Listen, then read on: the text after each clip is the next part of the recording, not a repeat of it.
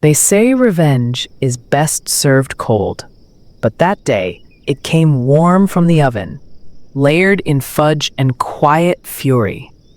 They thought it was just cake, sweet, harmless cake, but every bite carried years of silence, sacrifice, and the taste of everything they took from me. My name is Margaret Ellis, and I turned 54 this past spring in a sleepy little town just outside Savannah, Georgia. The kind of place where gossip travels faster than rain and neighbors still borrow sugar from one another. I live in a modest 2-bedroom house shaded by old magnolias, where every morning smells faintly of vanilla and brewed coffee. It's peaceful here. Too peaceful sometimes. You start to hear the echoes of what used to be. Anyway, for years I thought I'd found my rhythm again, raising my son, working part-time at Leela's Bakery, and finding comfort in simple things. Kneading dough, decorating cupcakes, watching Caleb's laughter fill a house that had once been too quiet. For a long time, peace was all I wanted. I'd stopped asking for happiness. It felt greedy, but peace, I've learned, is fragile. It shatters the moment the past decides to come knocking. And on that warm Saturday in June, the past showed up at my front door carrying a gift bag and a girl half my age. The house had been full of laughter a moment before, balloons tied to chairbacks, the scent of fudge cake drifting through the air, and Caleb running around showing off the dinosaur piñata I'd spent all week painting. He was turning 10. Double digits. I wanted this birthday to mean something more than just another year older. It was supposed to mean stability, love, safety. But then the doorbell rang. When I opened it, my heart did something I can't quite describe. It stumbled. There stood Tom, my ex-husband. His hair was grayer, his face rounder, but that same smug smile hadn't aged a day. And beside him, holding a neatly wrapped box with perfect red nails and a nervous grin, was Sienna. She couldn't have been more than 28. She wore a floral dress and looked like she'd stepped out of a perfume commercial. The kind of woman who hadn't yet learned that charm fades faster than sincerity. And behind them, Caleb's voice. "Dad, you came!" Tom grinned wide, stepping forward as though nothing had ever happened. As if he hadn't walked out on both of us 4 years ago with little more than a note and a shrug. As if birthdays were just another box on his to-do list. Every guest in the living room went quiet. Even the balloons seemed to stop swaying.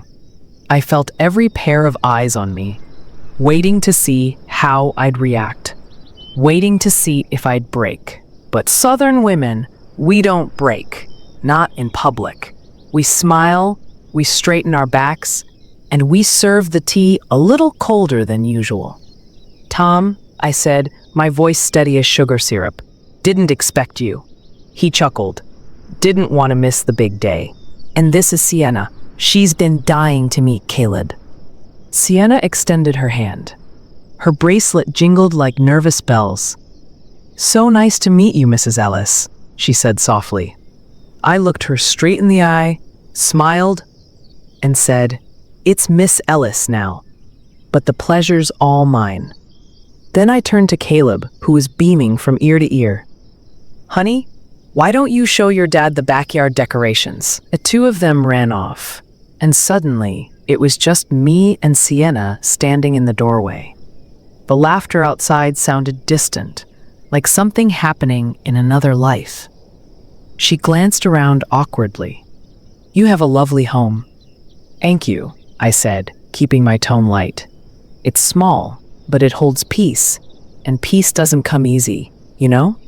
She nodded, pretending to understand. She didn't. She couldn't. In that moment, I wasn't angry. Not yet. What I felt was something sharper, colder. The kind of feeling that doesn't scream or cry. It observes, calculates. And as I watched her step into the house, balancing her gift and her insecurity, I decided something. If they wanted to play happy family, I'd let them. But I'd remind them, gently, sweetly, what it cost to walk away from someone who loved them honestly. They thought they were attending a birthday, but I was baking something far richer. Closure, folded carefully into layers of chocolate and quiet revenge. Tom wasn't always this stranger in a pressed shirt and borrowed confidence. Once, he was everything I thought love was supposed to look like. We met in the summer of 1995 at a roadside peach stand just outside Macon. He was 24. I was 20. I still remember the way he picked up a bruised peach, smiled, and said, "The sweetest ones always have scars." That line should have been my warning. But back then, it sounded like poetry. We built our life fast. Married within a year, moved into a small house near Savannah, and by 25, I was pregnant with Caleb. He worked in sales, always traveling, always promising me just one more promotion before things would get easier. And I believed him, because that's what women like me were taught to do. Believe, nurture, wait. But waiting became a habit, and loneliness became a kind of furniture in our home. Always there, never acknowledged. He'd call less, come home later. I'd stay up, baking pies or mending his shirts, pretending that the smell of sugar could cover the scent of absence. One morning, around Christmas, the illusion ended. I found messages on his laptop, messages that spoke in half-truths and midnight promises. Her name wasn't Sienna then, but the pattern was the same. I remember standing in the kitchen, holding the laptop like it was a living thing. My hand shook so hard I nearly dropped it. And instead of screaming, I just turned off the screen. That's how women like me survive. We don't explode. We absorb. We let the pain simmer until it hardens into resolve. A week later, he packed a bag, said he needed space. I gave it to him. Space enough to never come back. Starting over at 49 wasn't easy. I had a 10-year-old boy looking up at me like I had all the answers, when I barely had the rent. I found work at Lila's Bakery, washing dishes at first, then decorating cakes. Turns out, pain can be patient. It'll wait until you're strong enough to use it. Every swirl of frosting became a small rebellion against despair. Every cake I baked carried a whisper of healing. It took years to build something resembling peace, to learn how to sleep without waiting for the sound of keys at the door, to learn that love isn't about who stays, it's about who shows up, even when life crumbles. I'd long stopped thinking about Tom. He was a chapter closed with grace. But life, I suppose, loves irony. Because the same man who walked out on me was now walking into my house, smiling as if birthdays could erase what he'd done. As I stood there that afternoon, watching Sienna laugh too loudly and Tom pretend too hard, I felt the ache of every lonely night, every tear I'd swallowed in silence. But I also felt something else, clarity. I realized I didn't want to hurt them. I wanted them to see me, to see what survival looks like when you've been broken and rebuilt from scratch. So when I went back into the kitchen, I didn't slam cupboards or curse their names. I tied my apron, adjusted the frosting bag, and whispered to myself, "You don't need to raise your voice, Margaret. You just need to bake the truth." And that's exactly what I did. The kitchen has always been my sanctuary. When the world outside turned sharp, when people spoke in words that hurt more than they healed, I found safety in the hum of the mixer and the scent of butter warming on the stove. There I could measure things that made sense. Half a cup of sugar, a teaspoon of vanilla, 2 eggs beaten just right. Life never gave you clear instructions, but cake did. So, that afternoon, after watching Tom and Sienna blend into the laughter of my living room, like Two uninvited memories. I stepped quietly into that sanctuary. My hands were steady, though my heart wasn't. Every sound, the laughter, the clinking of glasses, the shuffle of Caleb's feet, felt distant, muffled by a calm I hadn't felt in years. I'd been planning this birthday for weeks. Caleb had begged for a dinosaur theme, green balloons, chocolate cupcakes with candy eyes, and his favorite, double-layer fudge cake with marshmallow cream. I'd stayed up late decorating it the night before, humming softly to keep my nerves from spiraling. It wasn't just a birthday cake, it was love baked into form, a symbol of stability for a boy who'd seen too much change too young. But as I looked at the cake now, gleaming under the kitchen light, it felt like something else.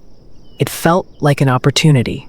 Revenge is a dangerous thing when it's loud, but when it's quiet, deliberate, and dressed in sweetness, it becomes art. And I wasn't about to let Tom or his new companion rewrite the meaning of this day. I glanced toward the window. Through the curtain, I could see them, Tom holding Caleb by the shoulders, gesturing proudly toward the new baseball glove he'd bought, trying to look like the father of the year. Sienna stood nearby, smiling at nothing, probably wondering how she'd ended up playing house in a stranger's backyard. That's when the idea bloomed. I didn't need to shout or cry or tell them how much they'd hurt us. I just needed to remind them in the language I spoke best: sugar and symbolism. So I pulled the cake closer. 2 layers, rich chocolate fudge and marshmallow swirl. But I decided to add one more thing, a subtle twist. I sliced off the top layer carefully and replaced it with a new one I'd kept in the freezer, a vanilla sponge, Tom's least favorite flavor. He used to tease me for liking vanilla, saying it was too plain, too safe, too predictable. I smiled at the memory as I smoothed the frosting over the seam, sealing the past inside the sweetness. Then came the decoration. Instead of the usual "Happy Birthday, Caleb," I piped the words slowly, deliberately. Family is who shows up for love, not ego. The letters shimmered in blue icing, small enough that only adults would notice, but clear enough to be read. A message tucked between the frosting, meant for the ones who understood. I placed the cake on the counter and stood back. It looked beautiful, calm, inviting, innocent. Much like me, I supposed. As I wiped my hands, I caught my reflection in the glass door of the oven. I didn't look angry. I looked awake. That's the thing about heartbreak. It doesn't just wound you, it clarifies you. It strips away illusion until only truth remains. By the time I carried the cake to the dining table, laughter had returned to the room. The kids were chasing each other, faces smeared with frosting from the cupcakes. Tom was pouring himself lemonade, acting as though he belonged there. Sienna hovered near the gift table, pretending not to notice that none of the women from my church had spoken to her.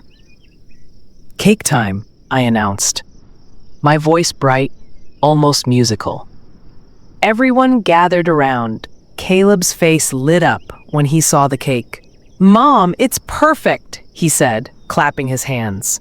"It's all for you, sweetheart," I said, ruffling his hair. "Make a wish." He blew out the candles in one breath, and the room erupted in applause. Tom clapped the loudest. "Looks incredible, Maggie," he said. "It should," I replied, smiling. Every layer tells a story. I sliced the cake slowly, carefully, each piece clean and precise. Caleb got the center slice, the sweetest one. The rest went to the guests. I made sure Tom and Sienna got the first 2 pieces of the vanilla layer. Sienna took a polite bite, her lips curling into a hesitant smile. Tom chewed slowly, and I could almost see the moment he recognized the flavor. Vanilla. His jaw tightened, just slightly, eyes flicking to the message on the cake. He read it once, then again. The smile he'd been wearing began to falter, replaced by something unsure, an awareness that this wasn't just dessert. I caught his gaze across the table, met it calmly, and raised my glass of sweet tea in a silent toast. He looked away first. The conversations carried on, but the energy in the room shifted. Small, subtle, but undeniable. Guests exchanged glances. Even Caleb's laughter seemed to echo differently now. Freer somehow. Lighter. I didn't say another word. I didn't need to. That cake had spoken for me. And as I watched them finish their slices, Tom eating with forced composure, Sienna's smile fading into discomfort, I felt something deep in my chest begin to lift. It wasn't anger. It wasn't even satisfaction. It was release. They'd come to my home thinking they could perform happiness for one afternoon. Instead, they tasted the truth they'd tried to bury, and I stood there, steady and unbothered, finally realizing that grace can sometimes look a lot like revenge dressed in frosting. But that wasn't the end. Because truth, once served, has a way of spreading. And by the end of that day, whispers began to rise, soft as crumbs on the table, but enough to start undoing every illusion Tom had tried to keep. It started small, like the hum of a storm building in the distance. At first, I didn't notice the glances. Two of Tom's coworkers whispering near the punch bowl. A mother from school raising an eyebrow as she looked at Sienna, and then back at me. The air had changed. The sweetness of the cake lingered, but underneath it was something raw and electric. Truth beginning to surface. One of Tom's colleagues, a man named Rick, finally leaned into his wife and muttered just loud enough for the nearby guests to hear. "Isn't that the girl from the office? The one he was seeing before the divorce?" The word divorce hit the air like a dropped plate. I saw Sienna stiffen. Her fork froze mid-bite. Tom's smile vanished. And suddenly, every conversation in the room seemed to lose its rhythm. Caleb, innocent as sunshine, didn't notice a thing. He was laughing with his friends, chasing balloons, his joy untouched by the quiet chaos unraveling behind him. I stood there, calm as ever, refilling cups, thanking people for coming. Inside, I felt a strange mix of vindication and sadness, not because they were uncomfortable, but because truth had finally found its way to daylight without me lifting a single hand. Tom caught my eye again. His look wasn't anger this time. It was pleading, the look of a man realizing his carefully built facade was crumbling. "Margaret," he muttered under his breath when I passed by. What the hell was that message on the cake supposed to mean? I met his gaze evenly. Exactly what it said. He wanted to argue, but he couldn't. Not here, not with a room full of witnesses and crumbs of truth scattered everywhere. Sienna tried to recover her composure, fussing with her dress, offering nervous laughs. But it was too late. The whispers had started. And small towns like ours have a way of carrying whispers far and wide. For the first time that afternoon, I allowed myself to step outside. The air smelled of honeysuckle and summer heat. I leaned against the porch railing, looking out at the yard where Caleb and his friends swung at the piñata, their laughter spilling into the golden light. And in that quiet, I realized something profound. Revenge hadn't been my goal. It was clarity. I didn't want them to suffer. I wanted them to see, to finally recognize the damage they'd caused, not just to me, but to a child who'd waited years for his father to show up. When I walked back inside, the tension was thick enough to taste. Most of the guests had moved toward the door, offering polite goodbyes that carried more curiosity than warmth. Tom and Sienna stood together near the dining table, their plates still half full. "Thank you for coming," I said softly, handing them their coats. "I hope you enjoyed the cake." Tom opened his mouth as if to respond, but thought better of it. His eyes flicked once more to the cake, its message half smeared by frosting, but still visible. Sienna murmured something about needing air and stepped out first. Tom followed, his shoulders tense. When the door closed behind them, the house exhaled. The laughter of the children still echoed faintly, but everything else was still. I walked back to the kitchen. There were crumbs on the counter, melted frosting on the knife, and half a cup of tea gone cold. The remains of what had once been chaos now looked peaceful, beautiful even. For the first time in years, I felt light. Not triumphant, just free. Because I hadn't destroyed anyone. I'd simply told the truth in my own quiet way. And maybe that's what power really looks like. Not the ability to shout, but the courage to stand calm while others stumble over their own lies. As the sun dipped low and the last of the guests left, Caleb ran into the kitchen, breathless and grinning. "Mom, that was the best birthday ever," he said, hugging me tight. I smiled and kissed the top of his head. "I'm glad, sweetheart." He didn't see the tears in my eyes, and I didn't let him. They weren't tears of sadness anymore. They were the final wash of something cleansing, something done. Later that night, when I finally sat down, I poured myself another cup of tea and took one last bite of the cake. Sweet, soft, unapologetically vanilla. And I whispered to myself, that's what truth tastes like. The storm had passed, but the ripples, it was only the beginning of what they'd set in motion. The next few days were strange, quiet, but not peaceful, like the calm after a thunderstorm, when the sky looks clear, yet the ground still hums from what just passed. That Sunday, I went back to work at Leela's bakery. The bell above the door jingled just like always, and the air smelled of cinnamon and fresh bread. But I could feel the difference before I even took off my coat. "Morning, Margaret," Leela said softly, eyes a little too wide, voice a little too careful. Heard Caleb's party was something. I smiled faintly, pretending to be busy tying my apron. Kids had fun. That's what matters. She didn't push, but I could tell she already knew. Everyone did. By Monday, the story of that cake had traveled through every coffee shop, every grocery aisle, every church pew in Savannah. Some said I'd written the message out of anger. Others called it Southern poetry served on a plate. Truth is, I hadn't planned on becoming the talk of the town. I just wanted peace. But peace rarely arrives quietly.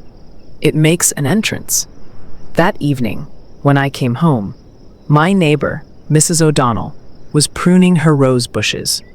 She looked up and said with a sly grin, "Honey, I heard you gave that man his just desserts." I laughed softly. "I gave him cake, that's all." "Sometimes," she said, trimming a thorny stem, "that's all it takes." Tuesday, I'd received 3 cake orders from women I barely knew. Each wanted something symbolic, as they put it. Cakes with messages about freedom, new beginnings, forgiveness. One woman asked for a lemon cake with the words, "Never too late to bloom," and lavender icing. I took it as a sign that maybe the truth had done more than sting. It had inspired. But not everyone was amused. That same afternoon, Tom showed up at the bakery.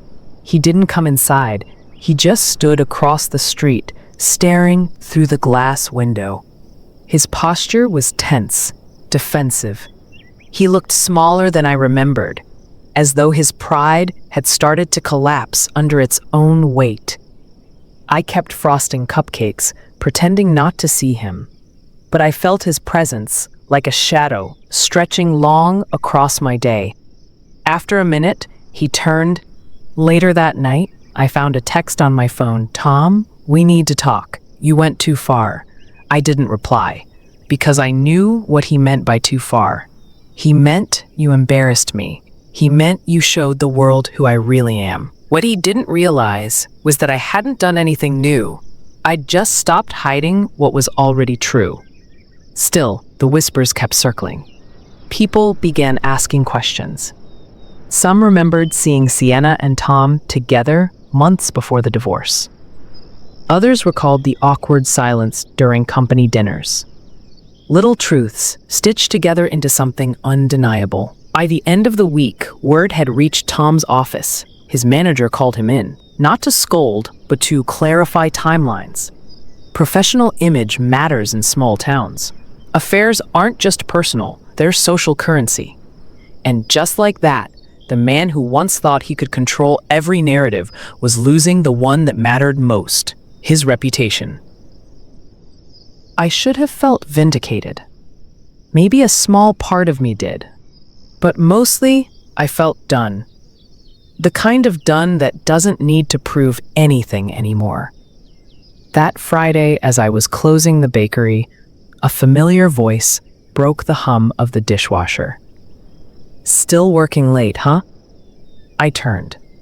It was Sienna. She stood there in jeans and a wrinkled shirt, her eyes tired.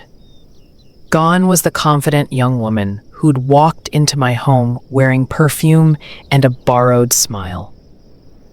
"Tom told me you worked here," she said quietly. "I just wanted to talk." I hesitated, but nodded toward an empty chair. "Go on." She sat, twisting her fingers together. "I didn't know about you and Caleb. Not at first. He told me you were separated. I thought..." Her voice cracked. "I thought I was helping him move on." I listened without interrupting. "I saw the messages later," she continued. "The ones from when he was still living with you. I should have left. I just didn't want to believe I'd been lied to." I sighed, not in anger but in understanding. We all believe what we want to believe. It's how people like Tom survive. They build stories, and we make homes inside them. She looked at me with wet eyes. "That cake, it wasn't cruel. It was brave. I see that now." And for the first time, I realized she wasn't my enemy. She was another woman who'd been promised something real and handed a dream instead. When she left, she said quietly, "I think I'm done pretending." By the following week, word spread again. This time, not about the cake, but about Sienna leaving Tom. I didn't gloat. I didn't text. I just lit a candle that night, sat by the window, and thanked God for the slow justice that comes without blood or bitterness. But I knew Tom wouldn't let it rest. And when the doorbell rang the next evening, I already knew who it would be. The night was heavy with humidity, the kind of southern heat that sticks to your skin and turns silence into something tangible. When I opened the door, Tom stood there, disheveled, eyes bloodshot, a bottle of whiskey dangling from his hand like an unfinished excuse. "Margaret," he said, voice low, "we need to talk." I didn't step aside, but I didn't close the door either. "Caleb's asleep. I'm not here to fight," he said. "Just talk." I sighed and crossed my arms. 5 minutes. He walked in, looking around, as if the house were a museum of what he'd lost. Every photo, every curtain, every little imperfection seemed to accuse him. "You really made a mess of me, you know that?" he muttered, sinking into a chair. "People at work are whispering. The guys think I'm some kind of joke now." I stayed standing. "Funny, you didn't mind whispers when they were about your new girlfriend." "That's different," he snapped. "You could have handled this privately. But no, you had to humiliate me." I took a slow breath. "You walked into my home, Tom. My son's birthday. You brought the woman who helped destroy our marriage And you expected what? Cake and forgiveness? You stared at the floor, jaw clenched. I just wanted to see my kid. And you could have, I said softly, if you'd come alone. For a moment, the only sound was the hum of the refrigerator. Then, more quietly, he said, Sienna left me. I didn't respond. She said she couldn't live with the guilt, that you opened her eyes. He gave a dry laugh. Guess you're still ruining my life. That word, ruining, stung, not because it was true, but because it showed how little he'd changed. He still couldn't see the difference between being exposed and being wronged. I leaned against the counter, meeting his eyes. Tom, I didn't ruin your life. You did. I just stopped cleaning up after you. He looked up, startled. Maybe it was the calm in my voice, or maybe it was the truth hitting him for the first time. You always did know how to twist words, he muttered, but his anger sounded hollow.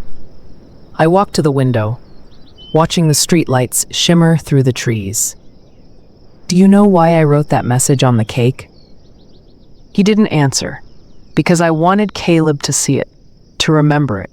Family is who shows up for love, not ego. That's the lesson he deserved on his birthday. Not another show of pride from a man who never learned how to stay. Tom's voice cracked. I messed up, Maggie. The name sounded foreign now, like something that belonged to another lifetime. I know, I said softly, but I'm not your fixer anymore. He rubbed his eyes, leaning back in defeat. So that's it? After everything we had, this is how it ends? A message on a damn cake?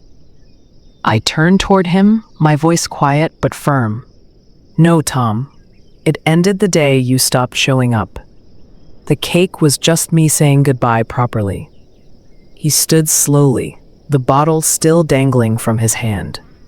For a moment, he looked older than I'd ever seen him, like the weight of all his choices had finally found its home on his shoulders. As he reached the door, he hesitated. You were always stronger than me, he said. I had to be, I replied. When the door closed behind him, I let out a long breath I didn't know I'd been holding. The house was silent again, but this time, it didn't feel empty. I walked into the kitchen, poured the leftover whiskey down the sink, and washed the glass. The night felt lighter somehow, as if a storm had passed. Before heading to bed, I checked on Caleb. He was asleep, his hand resting on his stuffed dinosaur, his face calm. I kissed his forehead and whispered, You'll always have someone who shows up for love. Back in my room, I sat for a moment in the stillness. No tears, no anger, just quiet strength. The kind you earn after surviving what was meant to break you.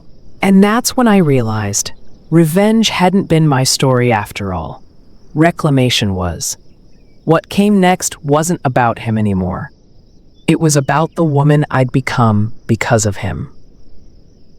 The days that followed felt oddly still, like the world had exhaled after holding its breath too long. For the first time in months, there were no texts buzzing late at night, no second-guessing every glance at the phone, no shadows lurking at the edge of my peace, just silence, and I was learning to love it. Caleb and I fell into a rhythm. Morning pancakes, school drop-offs, evenings with laughter spilling out of our small kitchen. Sometimes I'd catch him humming while he drew at the table, his little face calm, unbothered. It reminded me that children sense peace the same way they sense storms. And now, finally, the thunder was gone. One morning, as I packed his lunch, he looked up and said, Mom, Daddy called. He said he's sorry. I paused mid-motion. And what did you say? He shrugged, the way only a 7-year-old could. I said it's okay, but I like being here better.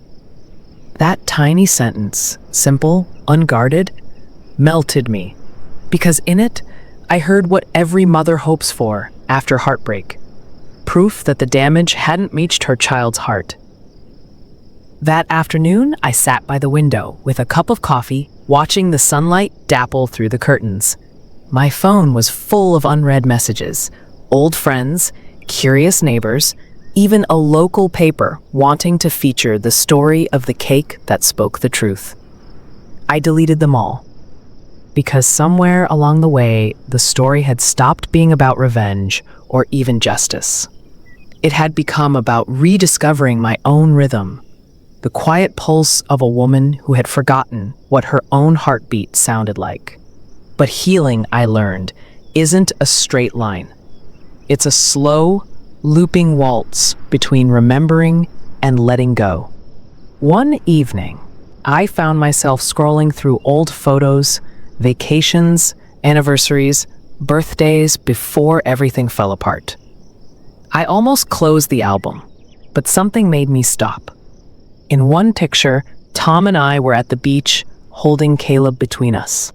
His tiny feet were buried in the sand, and all three of us were laughing, faces glowing against the sunset. It was a real moment once, and pretending it wasn't wouldn't erase the hurt. It would only erase part of my own truth. So instead of deleting it, I printed it. Not to keep on display, but to place inside a journal I'd started keeping. A small leather-bound book filled with lessons I was learning along the way. On the page beneath that photo, I wrote, "Not everything that breaks was a mistake. Some things were just meant to teach you how to rebuild." Those words became my quiet prayer in the weeks that followed. Work at the bakery grew busier. Leela started letting me design more cakes with my own phrases. One day she said, "Margaret, people don't just buy your cakes, they buy the story in your icing." It made me smile, because maybe, in my own small way, I was helping other women write their strength in frosting too. The whispers around town eventually faded. New gossip took their place, as it always does. And when I'd run into Tom's old friends at the grocery store, they'd nod politely, offering awkward smiles. I no longer flinched. Because here's the thing about surviving betrayal. You stop fearing judgment when you've already faced truth head-on. Then, one Sunday morning, as I was cleaning out the old drawer in the hallway, I found something wedged beneath a pile of old letters. Tom's wedding ring. He must have forgotten it when he moved out. I held it for a long time. The metal was cold, but the memories it carried were still warm in a haunting way. For a moment, I thought of returning it, or maybe selling it.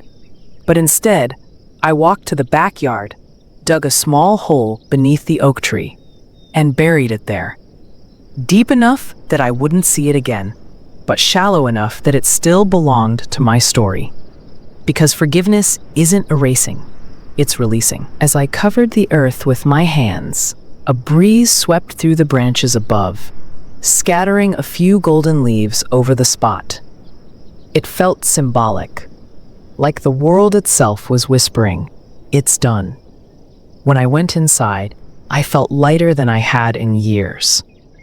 A kind of lightness that doesn't come from revenge, but from freedom. And that night, when Caleb asked for one more bedtime story, I didn't hesitate. I told him a made-up tale about a queen who baked magical cakes.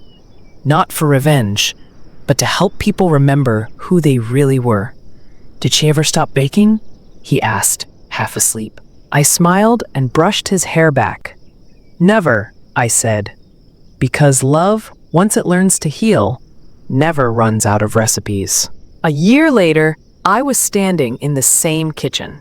Only this time, it smelled of vanilla and hope.